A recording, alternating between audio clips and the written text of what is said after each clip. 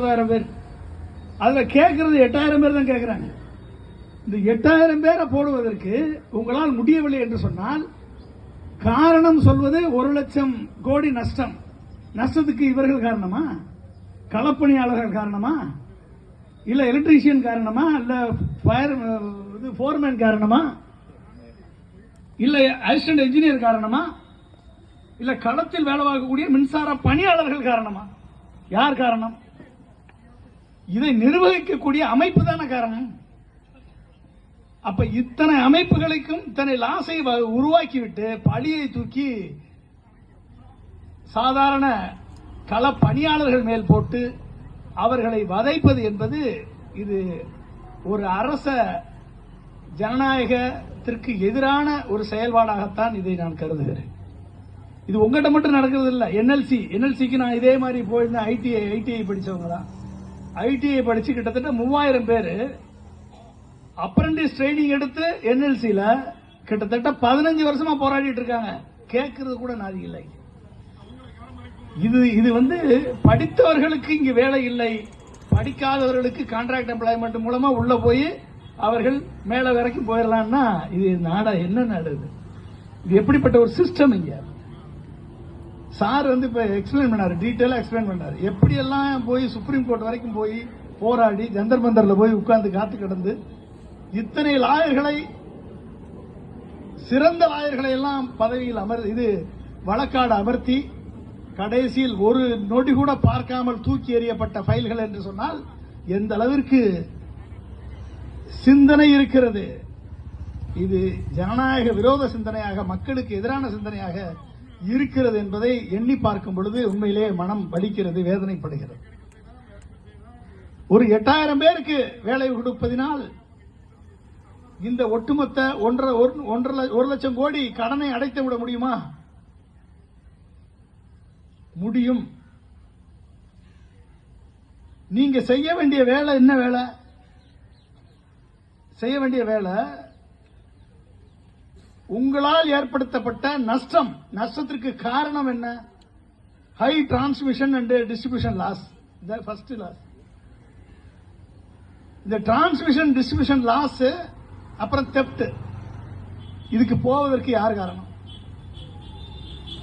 களப்பணியாளர்கள் காரணமா, இல்ல மேனேஜ்மெண்ட் பண்ணி மானிட்டர் பண்ணக்கூடிய நீங்கள் காரணமா?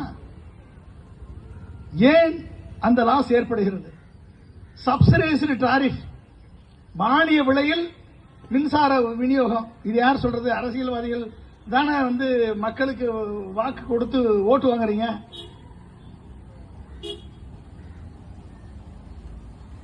அப்படிப்பட்ட சூழலை நீங்கள் ஏற்படுத்தும் பொழுது இதை ஒழுங்காக நிர்வகிக்கக்கூடிய ஸ்ட்ரக்சரை கிரியேட் பண்ணீங்கன்னா மக்களுக்கு மானியம் கொடுக்கலாம், அதே நேரத்தில் நிர்வாகத்தையும் நீங்கள் நஷ்டம் இல்லாமல் நடத்தலாம்.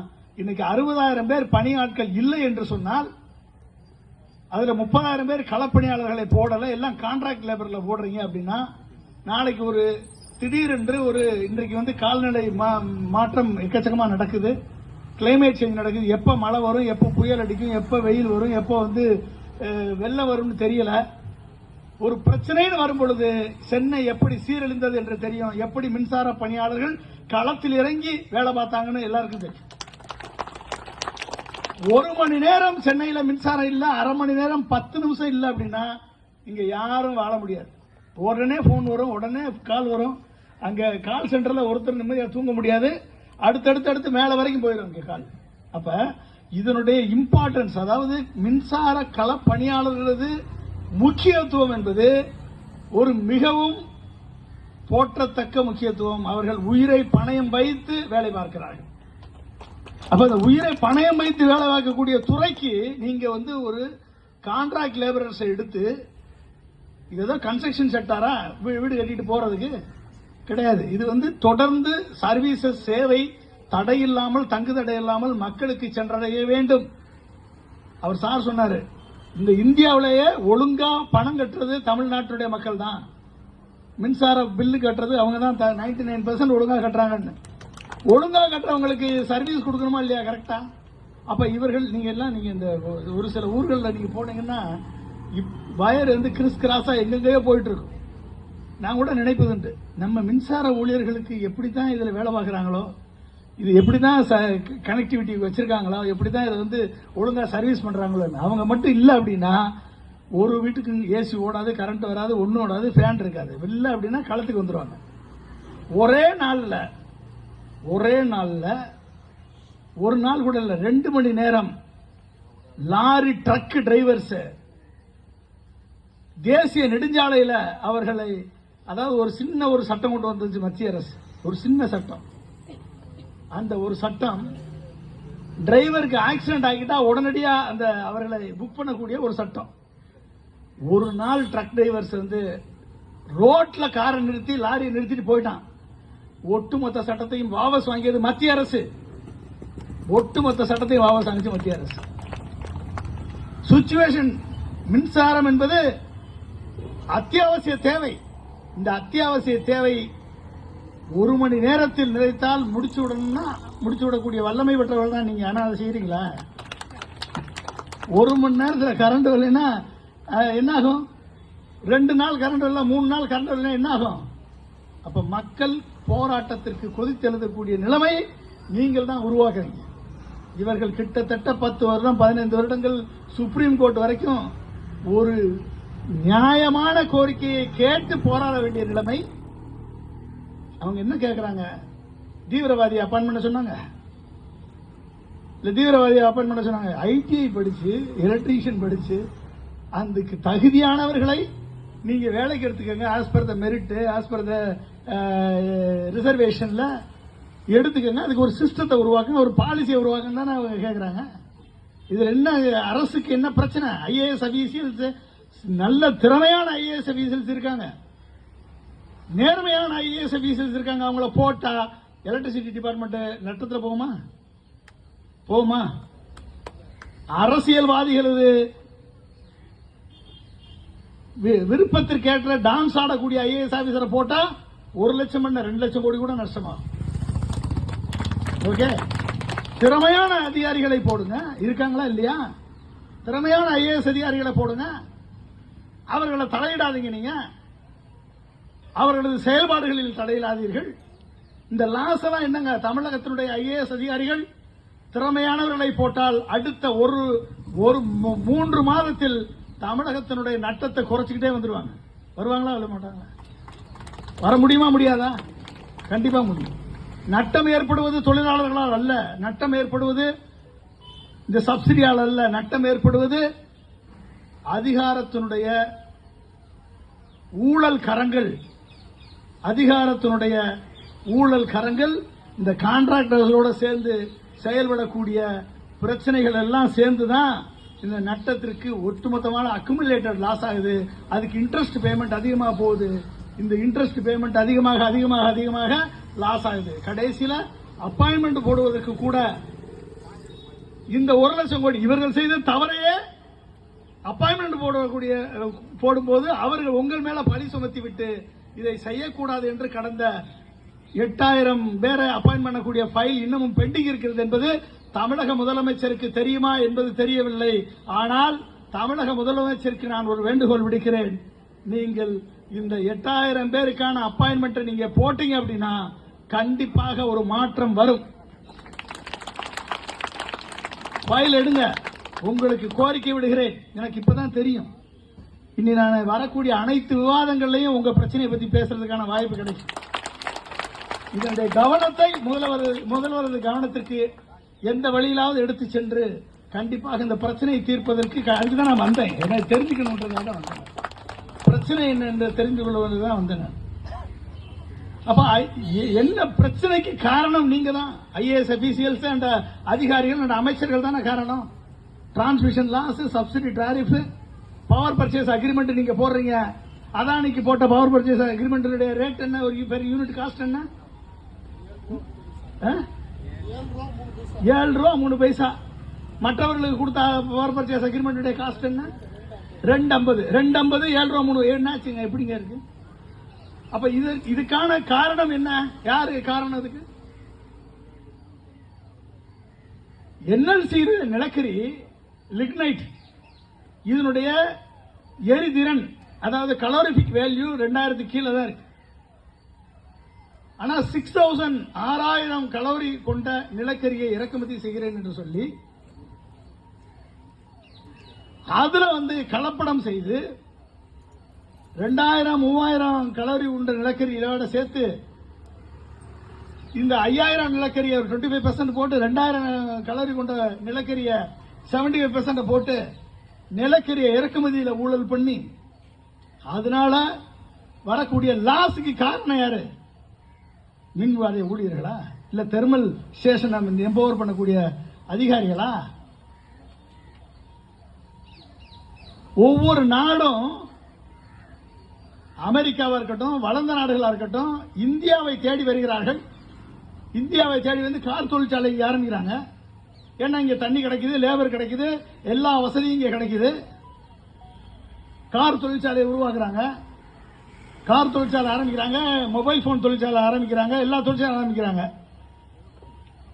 நீங்க ஏன் தமிழ்நாடு இல்ல இந்தியாவில இருந்து ஆப்பிரிக்காவில் போய் நிலக்கரி தொழிற்சாலை நீங்க மைனிங் ஆரம்பிங்க. இங்க உங்களுக்கு இல்லைன்னா நிலக்கரி சரியான நிலக்கரி கிடைக்கலன்னா மைனிங் ஆரம்பிச்சு அதை இங்க இம்போர்ட் பண்ணி கொண்டு வாங்க. ஹையர் எஃபிஷியன்சி கோலை கொண்டு வாங்க இங்க. ஆனா கொண்டு வர்றது அரசு கொண்டு வரல, அரசியல்வாதிகள் அங்க போய் மைன் ஆரம்பிக்கிறான், கோடிக்கணக்காக கொள்ளையடிக்கிறான்.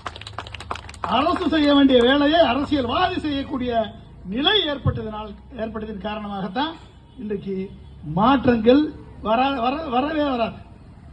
இப்படியே அக்குமுலேட்டட் லாஸ் கோடிக்கணக்கான ரூபாய் நஷ்டம் போயிட்டே இருந்தீங்கன்னா என்றைக்கு இந்த லாஸை மீட்டெடுக்க போறீங்க? எத்தனை பேர் படிச்சுட்டு வெளியே வர்றாங்க? ஐடிஐ படிச்சுட்டு, டிப்ளமோ படிச்சுட்டு, கிராஜுவேஷன் படிச்சுட்டு, பிஇ முடிச்சுட்டு, நாங்க சார் அன்னைக்கு கேட்கும்போது சொல்றாரு, ஒரு ஃபீல்டு இன்ஜினியருக்கு பிஇ எம்இ படிச்சவங்க வர்றான் அப்படின்னா அவருடைய நிலைமை எப்படி இருக்கு?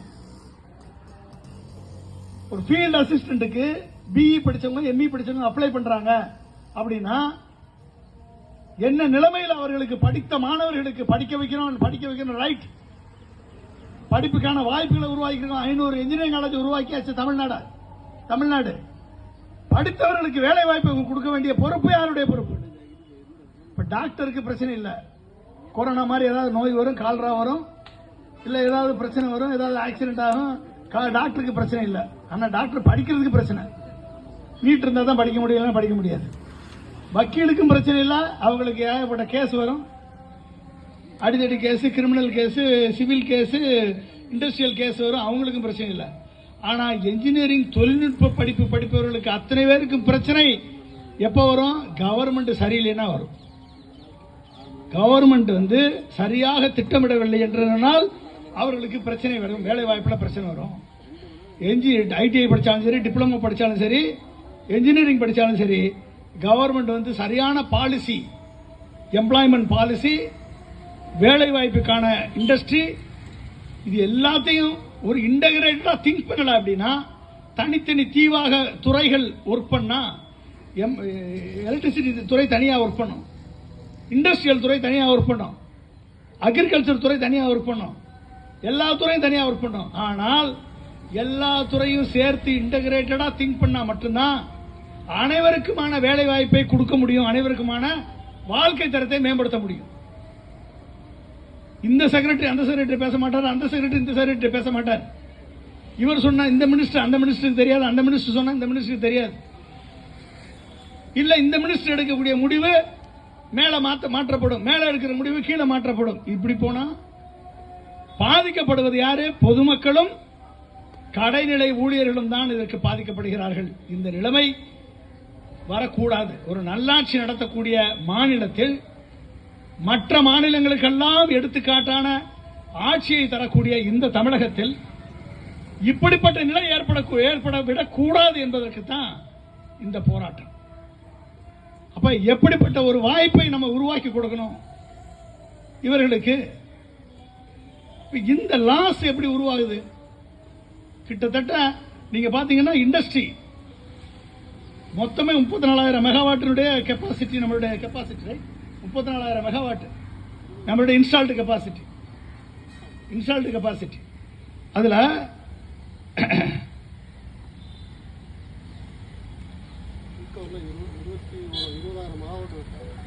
எவ்வளவு? 20,000 மெகாவாட் வந்து ஜென்ரேஷன் கெப்பாசிட்டி. யூசேஜ் 20,000 கெப்பாசிட்டி இருக்கு. இதில் பார்த்தீங்கன்னா இண்டஸ்ட்ரியல் செக்டார் வந்து கிட்டத்தட்ட அவங்க யூஸ் பண்ணுறது வந்து பார்த்தீங்க அப்படின்னா ஓகே ரெசிடென்சியல் செக்டார் தான் 82லேருந்து 85% இருக்கு. அதாவது ரெசிடென்சியல் செக்டார் 82லேருந்து 85% கன்சியூமர் இருக்காங்க. கன்சியூமர் அக்ரிகல்ச்சர் செக்டார் 3 to 4% தான் கன்சியூமர். இண்டஸ்ட்ரியல் செக்டார் 1 to 2% தான் கன்சியூமர். கமர்ஷியல் ட்ரேட் வந்து 7 to 8% கன்சியூமர் இருக்காங்க. கவர்மெண்ட் வந்து 1 to 2% கன்சியூமர். ஆனால் இவர்கள் யூஸ் பண்ணக்கூடியதை பார்த்தீங்க அப்படின்னா எப்படி இருக்கு அப்படின்னு பார்க்கும்போதும் எனர்ஜி கன்சப்ஷன் கிட்டத்தட்ட 1 to 2% யூஸ் பண்ணக்கூடிய இண்டஸ்ட்ரியல் செக்டார் மொத்தம் யூசேஜ் வந்து 35லேருந்து 40% யூசேஜ் இண்டஸ்ட்ரியல் செக்டார். அவங்களுடைய எண்ணிக்கை 1 to 2% தான் இருக்கு. ஆனால் அவங்க யூஸ் பண்ணுறது 35லேருந்து 45%. அக்ரிகல்ச்சர் செக்டார் வந்து 3 to 4% தான் மொத்த கன்சியூமர். அவருடைய யூசேஜ் வந்து 20லேருந்து 25%. அப்புறம் ரெசிடென்சியல் செக்டார் கிட்டத்தட்ட 82லேருந்து 85% இருக்கு. ஆனால் யூசேஜ் வந்து 25லேருந்து 30% electricity usage. Commercial trade sector வந்து 10லேருந்து 15%. ஆனால் அவங்க டோட்டல் எலக்ட்ரிசிட்டி யூசேஜ் வந்து கிட்டத்தட்ட வந்து அது கமர்ஷியல் செக்டார் வந்து அது ஆமாம் 10லேருந்து 15%.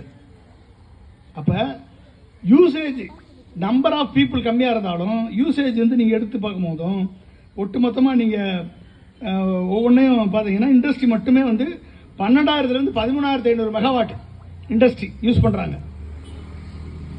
ரெசிடென்சியல் வந்து கிட்டத்தட்ட 8,500லேருந்து 10,200 மெகாவாட் ரெசிடென்சியல். 8,500லேருந்து 10,200 மெகாவாட். அக்ரிகல்ச்சர் வந்து 6,800லேருந்து 8,500 மெகாவாட் அக்ரிகல்ச்சர்.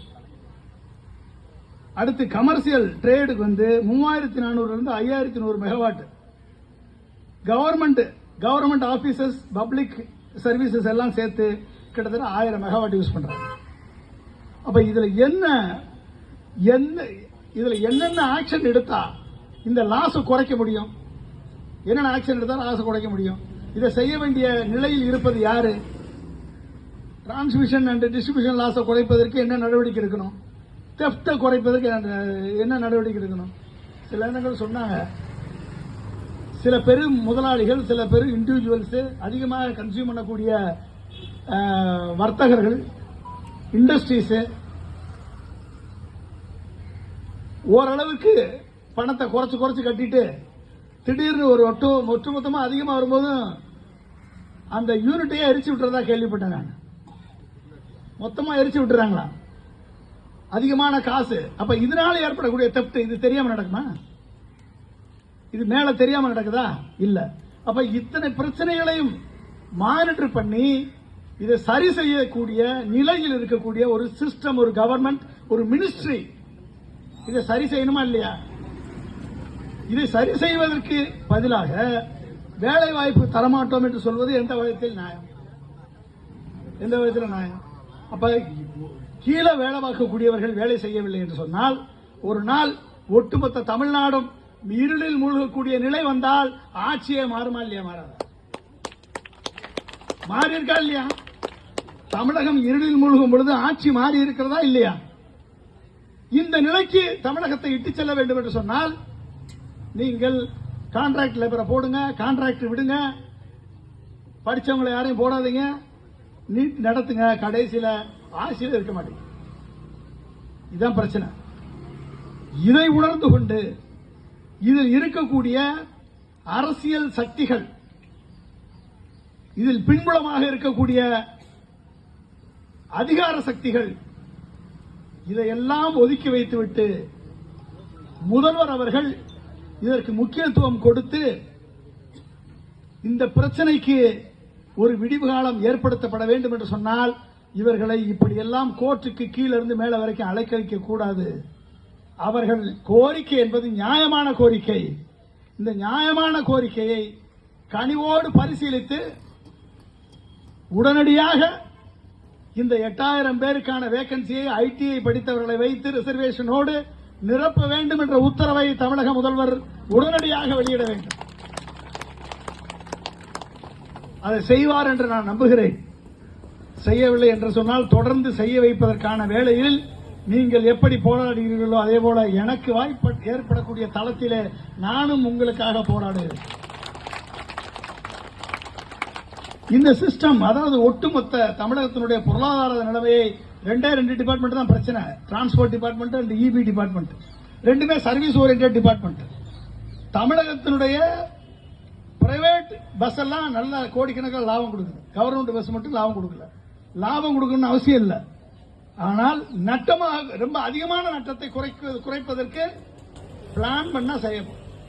கரெக்டான நேரத்தில், ஷெட்யூலான நேரத்தில் கரெக்டா பார்த்து கரெக்டா சர்வீஸ் ரன் பண்ணி கரெக்டா மெயின்டைன் பண்ணா அந்த லாபத்தை, அதனுடைய நட்டத்தை குறைக்க முடியும். மக்களுக்கு கொடுக்கக்கூடிய சர்வீஸ்ல நட்டம் வருவது என்று அரசு பார்க்க முடியாது. ஆனால் சர்வீஸ்ல தான் நாங்கள் கொடுக்கக்கூடிய சேவையில நட்டத்தை பார்க்க முடியாது என்று சொல்லிவிட்டு அந்த சேவையவே கொள்ளையடிப்பது என்பது ஏற்றுக்கொள்ள முடியாது. அந்த ஒட்டுமொத்த சேவையை கொள்ளையடித்து உழைப்பாளிகள், தொழிலாளர்கள் வயிற்றில் அடிப்பதை ஏற்றுக்கொள்ள முடியாது. எனவே இந்த நிலை மாற வேண்டும். இப்படிப்பட்ட நிலை மாறணும். உலகத்தில் இன்னைக்கு OECD கண்ட்ரிஸ் இருக்கு, organisation for economic cooperation and development countries.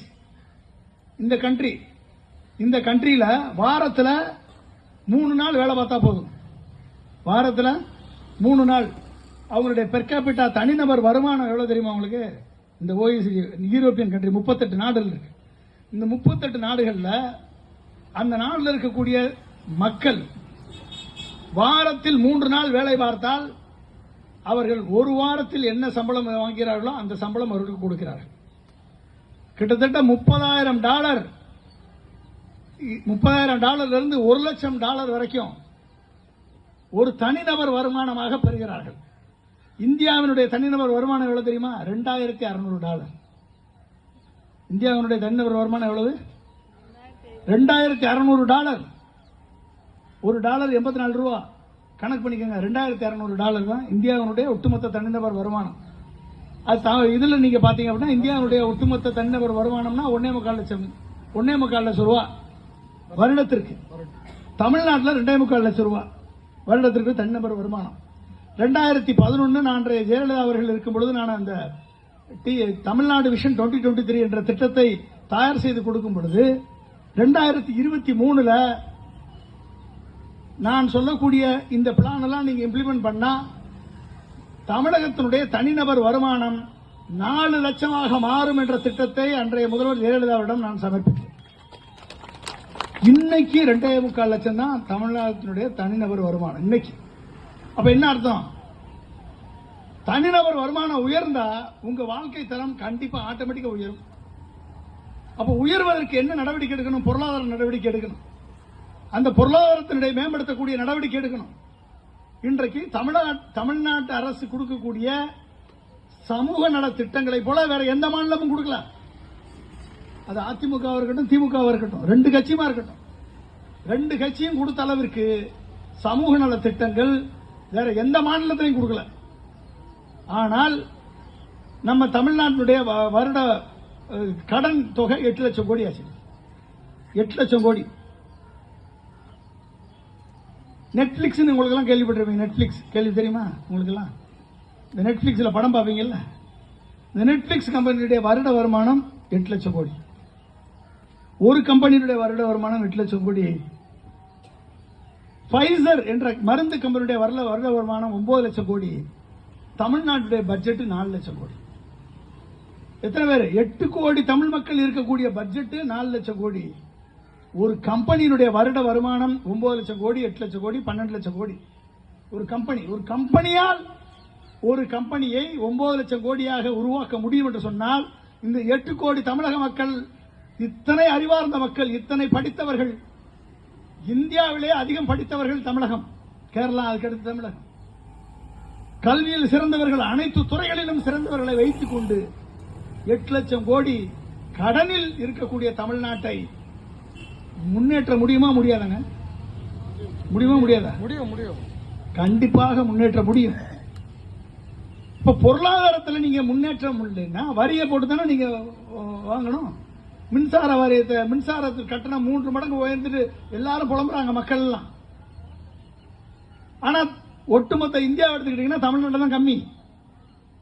தமிழ்நாட்டில் தான் கம்மியா இருக்கு. அனைத்து மாநிலங்களும் எடுத்துக்கங்க, தமிழ்நாட்டில் தான் கம்மி.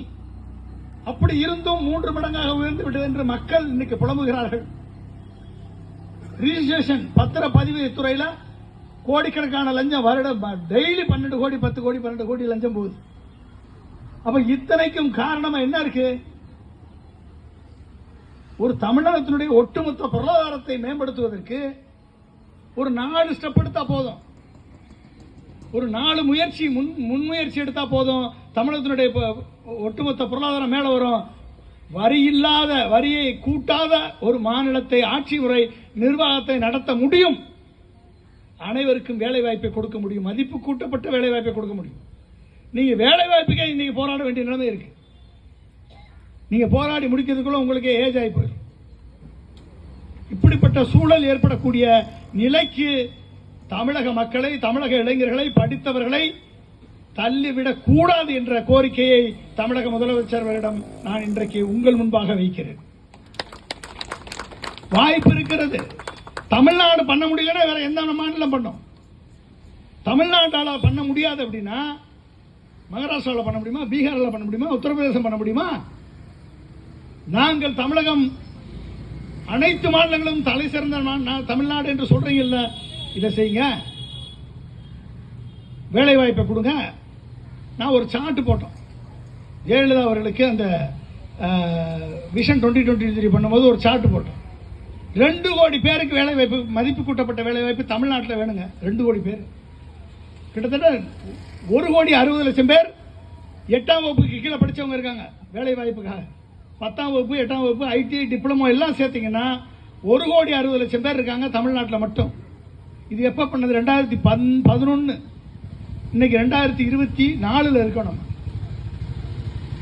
கிட்டத்தட்ட 1,60,00,000 பேர். அதுக்கடுத்து கிராஜுவேட் அவர்கள் ஒரு 30,00,000 பேர். அப்புறம் போஸ்ட் கிராஜுவேட் அவங்க ஒரு 5,00,000 பேர். அதுக்கப்புறம் பிஹெச்டி பண்ணவங்க, அப்புறம் மெடிக்கல் பண்ணவங்க, இன்ஜினியரிங் பண்ணவங்க, இப்படி இருக்காங்க. இதுதான் பிரமிட், ஜாப் பிரமிட். அப்ப யாருக்கு அதிகமான முக்கியத்துவம் கொடுக்கணும்? ஒன்னு 8க்கு ஃபெயிலு, இல்ல 10க்கு ஃபெயிலு, இவங்க தான் கான்ட்ராக்ட் லேபரா போயிடுறாங்க. பாதி பேருக்கு கான்ட்ராக்ட் லேபரா எடுத்துக்கிறாங்க. ஆனா படிக்க வேண்டும் என்று படித்து ஐடிஐ முடிச்சு இந்த தொழிலில், இந்த ட்ரேடில் ஒரு தகுதி பெற்றவர்களுக்கு இன்றைக்கு வேலை இல்லை என்று சொன்னால் அவர்களது நிலைமை என்ன ஆகும்? எத்தனை பேர் பிரைவேட் ஜாப் பண்ணி வாழ முடியும்? முடியாது. அவர்களுக்கு இம்பார்ட்டன்ஸ் கொடுத்து அவர்களுக்கு இந்த வேலை வாய்ப்புல ஒரு ஸ்ட்ரீம்லைன் கொண்டாங்க. டிஎன்பிஎஸ்சி ஸ்ட்ரீம்லைன் பண்ணீங்கல்ல, எந்த வேலை வாய்ப்பாக இருந்தாலும் டிஎன்பிஎஸ்சி மூலமாக தான் நடைபெற வேண்டும் என்று ஸ்ட்ரீம்லைன் பண்ணியிருக்கீங்க. இதில் மட்டும் எதுக்கு கான்ட்ராக்ட் லேபர்ஸ்? இது தொடர்ந்த சர்வீஸ். இது இன்னைக்கு கொடுத்துட்டு 3 மாசம் கழிச்சு ஒரு சர்வீஸ் பண்ற வேலை கிடையாது. அப்படிப்பட்ட வேலையாது. ஒரு நாளைக்கு சர்வீஸ் பண்ணிட்டு 24 hours ஜாப் இது. அப்ப 24 மணி நேரம் வேலை வாய்க்கக்கூடிய துறையிலும் கான்ட்ராக்ட் லேபர்ஸ் தான் போடுவேன் என்று சொன்னால் அரசு தூங்குகிறதா, விழித்திருக்கிறதா? இந்த கேள்வி வருமா இல்லையா? அரசு அதிகாரிகள் தவறாக வழிநடத்துகிறார்களா முதல்வரை? அரசு அதிகாரிகள் தவறாக வழிநடத்துகிறாரா அமைச்சரை? இல்ல நீங்க எல்லாம் ஒன்னா? இந்த கேள்வி வருமா? இப்ப 24 மணி நேரமும் கொடுக்கக்கூடிய அத்தியாவசிய தேவையான மின்சார வாரியத்திற்கு செய்ய வேண்டிய அடிப்படை ஆட்களை, தேவையான ஆட்களை, பணியிடங்களை தகுதியான நபர்களை கொண்டு நிரப்புங்கள் என்று தான் சொல்றாங்க. அங்க போய் பாலிடிக்ஸ்ல அமைச்சருக்கு தெரிஞ்சவன், அதிகாரிக்கு தெரிஞ்சவன், வட்ட செயலாளர், மாவட்ட செயலாளருக்கு தெரிஞ்சவன் எல்லாரையும் கொண்டு உள்ள போட்டீங்கன்னா நாளைக்கு கரண்ட் உங்க வீட்டில் வந்து கரண்ட் வர்றதுக்கு பதிலாக கரண்ட் மின்சார சாக்கு தான் அடிக்கும். உள்ள வந்து சாக்கு தான் அடிக்கும். அப்போ கேட்கறதுக்கு ஆள் இல்லாம போகுது. இப்படிப்பட்ட ஒரு சூழல் ஏற்படக்கூடாது. தமிழ்நாடு மற்ற மாநிலங்களுக்கு உதாரணமாக மாநிலமாக மாற வேண்டும். சமூக நீதி இங்கு நிலைநிறுத்தப்பட வேண்டும். மேம்படுத்தப்பட்ட சமூக நீதி தமிழகத்தில் மலர வேண்டும் என்று சொன்னால் அனைத்து வேலைகளுக்கும் காலி பணியிடங்களுக்கும் நீங்கள் சமூக நீதியை ஃபாலோ பண்ணி, ரிசர்வேஷனை ஃபாலோ பண்ணி, படித்தவர்களை, டிப்ளமோ படித்தவர்கள், ஐடிஐ படித்தவர்கள், படித்தவர்களுக்கு வாய்ப்பை ஏற்படுத்தி கொடுங்கள். படிக்க வைத்தால் மட்டும் போதாது, படிக்க வைத்தவர்களுக்கு வேலை வாய்ப்பையும் உருவாக்கி கொடுப்பது அரசுடைய கடமை என்பதை மனதில் கொண்டு கண்டிப்பாக இதை செய்ய வேண்டும் என்று முதல்வருக்கு வலியுறுத்தி, முதல்வர் அவர்களுக்கு ஒரு 6 மாசத்துக்கு ஒரு 6 மாசம் ஒரு நல்ல அதிகாரியை போடுங்க. மின்சார வாரியத்தை ஒரு நேர்மையான அதிகாரியை போடுங்க. அரசியல் தலையீடு இல்லாத ஒரு அதிகாரியை போடுங்க. ஊழல் இல்லாத ஒரு அதிகாரியை போடுங்க.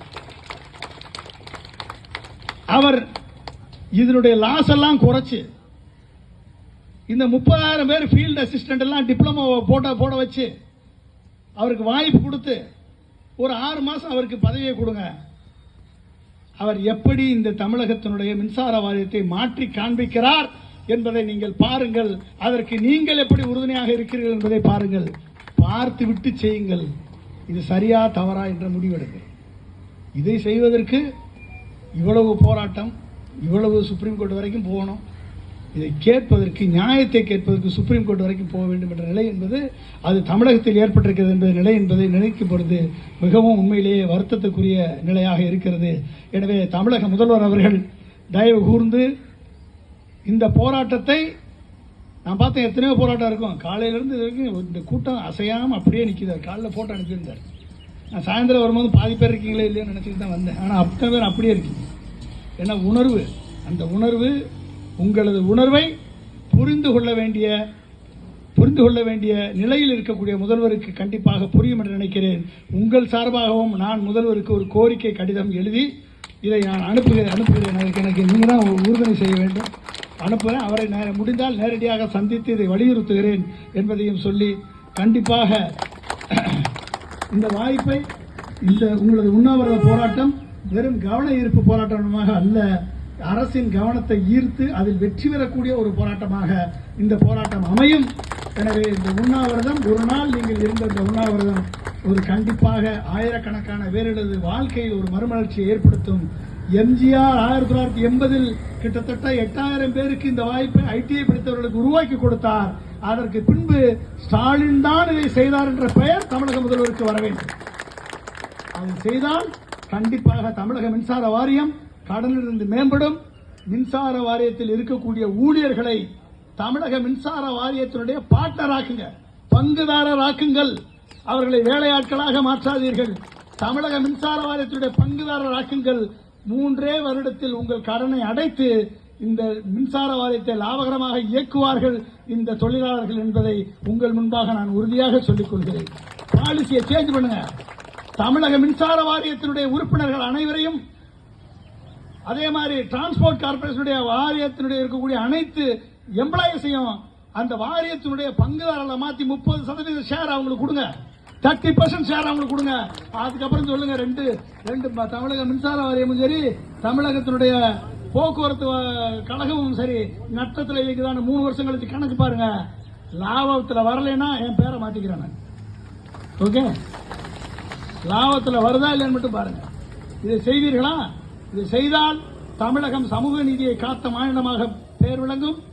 75 ஆண்டுகள் பவள விழா கொண்டாடக்கூடிய திமுகவினுடைய அரசு உண்மையிலேயே தமிழக மக்கள் மட்டுமல்ல, சமூக நீதியை காத்த அரசாக, சமூக நீதிக்கு மட்டுமல்ல பொது உடைமையை சித்தாந்தத்தை போற்றி பாதுகாத்த அரசாக மாற வேண்டும் என்று தமிழக முதல்வருக்கு நான் இந்த கோரிக்கை விடுக்கிறேன். கண்டிப்பாக இந்த கோரிக்கை பரிசீலிக்கப்பட வேண்டும்.